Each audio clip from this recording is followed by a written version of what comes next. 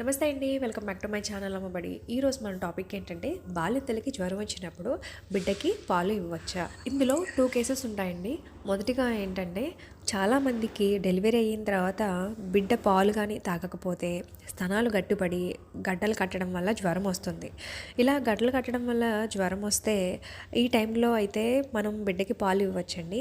ఏం చేయాలి అంటే ఆ గడ్డలు కట్టిన పాలను మనం వేడి వాటర్తో కాపడం పెట్టి ఆ పాలన్నిటిని కూడా మనం బయటకి స్క్వీజ్ చేసేసి ఆ తర్వాత నుంచి మనం మన బిడ్డకి పాలు అనేది ఇవ్వచ్చండి. ఇంకా రెండో కేసులో ఏంటంటే ఋతుస్రావం వల్ల కలిగి ఇన్ఫెక్షన్ కారణంగా కూడా బాలింతకి జ్వరం అనేది వస్తుంది. ఇలాంటప్పుడు హోమ్ రెమెడీస్ చేస్తే జ్వరం అనేది తగ్గదు. వెంటనే డాక్టర్ని సంప్రదించాలి. అప్పుడు వాళ్ళు పారాసెటమాల్ టాబ్లెట్స్ అలానే కొన్ని ఫ్లూయిడ్స్ అవి కూడా మనకి ఇంజెక్ట్ చేస్తారు. ఇలాంటప్పుడు మాత్రం బిడ్డకు పాలు ఇవ్వకూడదు. ఈ విషయంలో మాత్రం మీరు మీ డాక్టర్ని సంప్రదించి నిర్ణయం తీసుకోవాలండి. ఈ విలువైన సమాచారాన్ని మీ ఫ్రెండ్స్ అండ్ ఫ్యామిలీస్కి కూడా షేర్ చేయండి.